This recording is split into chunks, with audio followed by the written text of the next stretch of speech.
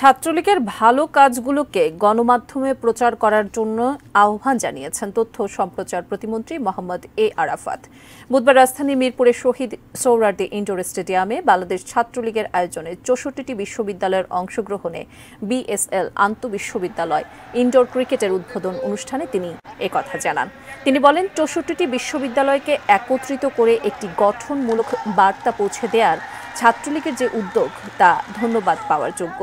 এ সময় তিনি বলেন, ছাত্রলীগের কোনো অঘটন ঘটলে যেভাবে বড় করে প্রচার করা হয়, তাদের ভালো কাজগুলো যেন গণমাধ্যম প্রচার করে।